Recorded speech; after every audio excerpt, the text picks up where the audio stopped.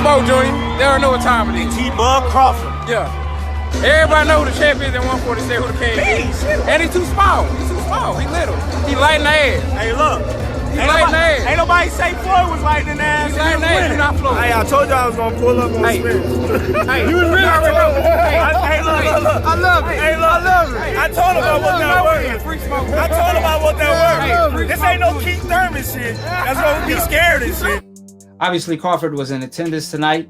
It was good to see Crawford in a PBC card, showing his face and stuff like that. He said that Danny Garcia gassed out, or he was tired during the later stages of the fight.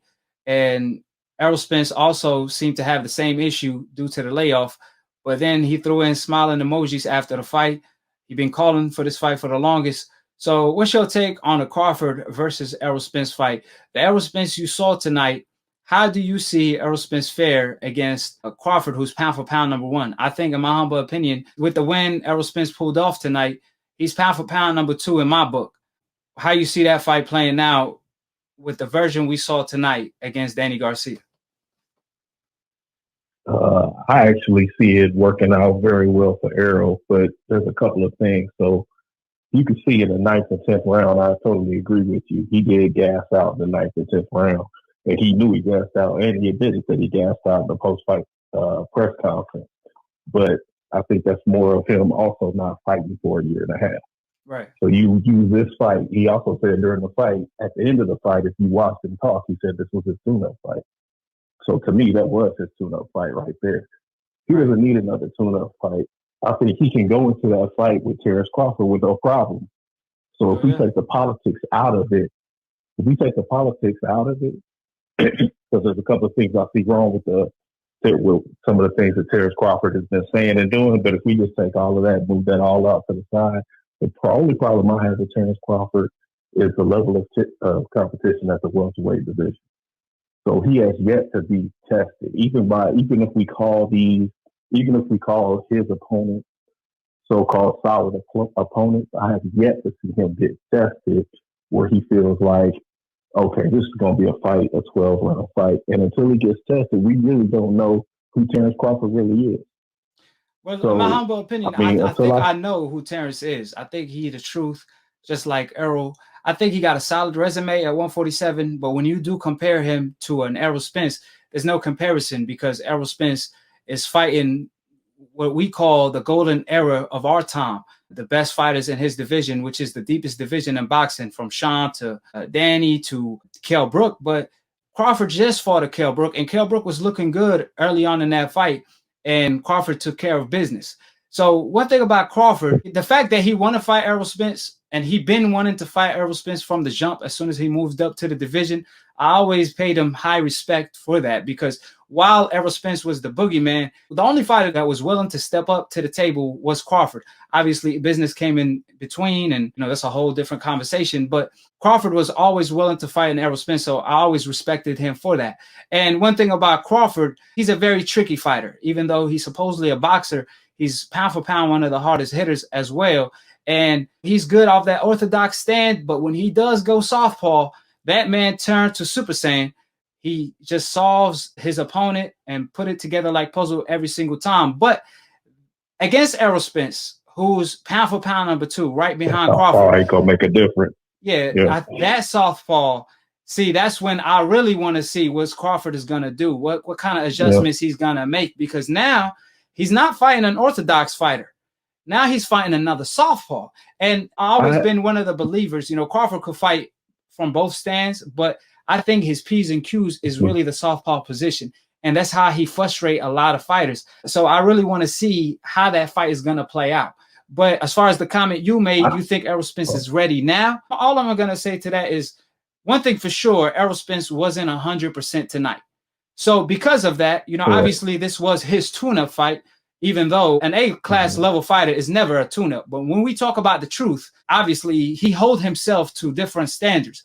But another tune-up against another A-level fighter will be wise, in my opinion. I want to see him 100% in the ring first, because if we're going to call for Errol Spence versus Crawford, when we know that's the fight of the decade, I want to see Errol Spence at 100% before making that decision.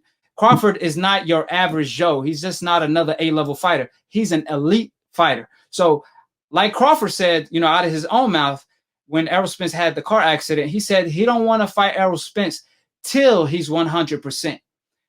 We all know he wasn't 100% tonight. So I'd rather see Errol Spence 100% before making the fight. Stylistically, outside of Errol Spence, I think Shawn Porter will give Crawford his toughest fight because of the style Shawn Porter brings to the table.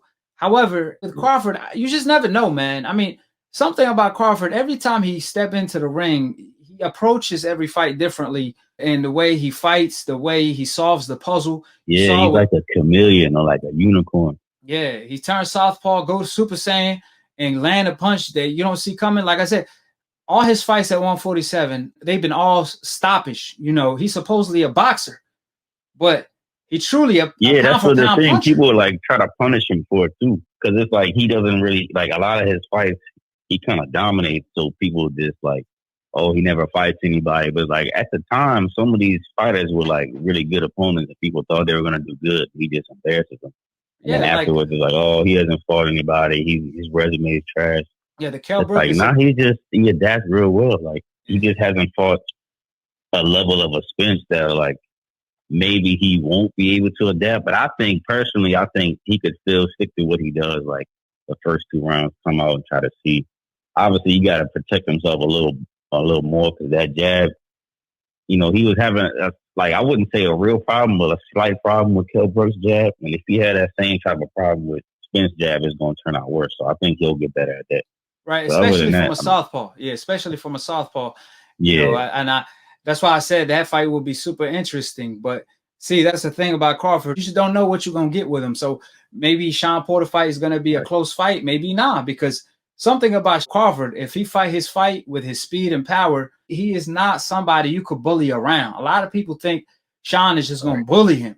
Remember, Jeff Horn bullied the shit out of Manny Pacquiao. Excuse my language. But he was bullying Pacquiao from pillar to post. That fight was not close because Pacquiao wasn't ready. It was just Pacquiao was just like, damn, man, this man, he making it ugly. But when Jeff Horn tried to do the same thing to Crawford, you saw Crawford, he used that against Jeff Horn. He started catching him with blows. He's physically stronger than what a lot of people think. He's physically strong. So I don't think Shawn Porter is going to just bully him around. I think it's going to be a fight for sure. If Shawn could take Crawford punches, I mean, obviously Shawn, he could take a punch, but Crawford will catch you with that punch you don't see. That's usually the punch that will hurt you the most. So you never know. That's why we want to see the fight. It's always like a random kind of. Right. It's never something you can predict with Crawford. That's the thing. Like, people try to like set up these scenarios of like why he will or won't do something, but it's like you can't really rank him. But I mean, you can rank him at 1, but you can't really predict what he's gonna do, because, like you said, he adapts. He'll switch back and forth. He'll, you know, sometimes he throws a jab a lot, sometimes he throws hooks a lot. Yeah, supposedly he don't even have a game plan. He just go in the ring and figure you out and make adjustments. And that's what they say. I mean, I think he has game plans. He just doesn't, like, he'll save it in his back pocket. They do say that. I've heard that, though. I've heard he said, well, he just goes in there. Like, obviously he probably prepares, but yeah. I don't know. I mean, I think the way that works, I find it hard to believe that he don't have nothing to definitely save the plan. Yeah, I don't think he goes into the fight and like, man, I don't got no game plan at all. I think he just works on everything. He just work on moving around, applying pressure, and whatever worked best, that's what he does. I think that's how he approached every fight. But probably like, if I need this, he has probably plan B, plan C, but he probably never gets to it a lot of the time. Right. So that's what I'm saying. Like Andre Ward, for example, he was one of them special fighters that every time he fought an opponent, he would fight him differently. People thought he was going to box Froch, and he bullied Froch when Froch kept telling him, you're not going to fight me, you ain't going to back me up. And Andre Ward, he proved a point to Froch. He wanted to prove a point personally to Froch, right? And that's how Andre Ward approached a lot of fights in his career. Like, he would always fight differently, and you'd be like, damn, I don't even know what to expect with Andre Ward. Crawford have that same thing. You really don't know what to expect from Crawford, because see, with Errol, you know what to expect. You know, he's going to box smart and he's going to apply pressure, so you could prepare for him more than you could prepare for a Crawford. I'm not saying he's easier to beat, but I'm just saying you at least know what he's going to do. You know what I mean? That's what I was trying to say. I just didn't. Yeah, that's what I was thinking. He finished like what I was trying to get at, but basically the same thing. Like he's more unpredictable than Spence. Like, even though Spence game plan works 99% of the time. Yeah. 100% really, but that's basically the same thing I was trying to say. Like, we don't know. Like, people keep creating these scenarios of why, like, oh, he's not ready or he is ready. But, Right. Errol's like a Mike Tyson. You know how Mike, he gonna come forward and bully you. Not to the extent, because Errol Spence got different gears to him. He could box too. He could move around. He showed that against Mikey, and even tonight. But his P's and Q's is applying pressure, putting you on the rope, dominating you in the inside. That's just what he does best. You could at least, somewhat know how to prepare for a fight. But yeah, Crawford, I mean, you over here, what you gonna prepare for? A southpaw or orthodox? You know what I mean? Like, right, it's like you don't even know what stance you're gonna be in. You know what I'm like, saying? bro. That shit. Man, you know how frustrating that is. What you gonna do? Spar people that's gonna fight on the front foot, on the back foot. So that's why I think this is the fight of the decade, because stylistically, Errol Spence versus Crawford, man, I feel like, man, this is gonna be fireworks. One thing about Errol Spence, every single pay-per-view I purchased, I got every single penny. I'm talking about the man goes to war. You know what I mean? Errol Spence, he got to be the most exciting fighter in the game. Yeah, he got to be the most exciting. Yeah. I mean, with Mikey, even though it was a beatdown, it was still exciting. When it comes to Errol, it's always exciting. You know what I mean? He must see TV. Hold it. You're not that pretty. I'm a bad man. Wait. I shook up the world. I shook up the world.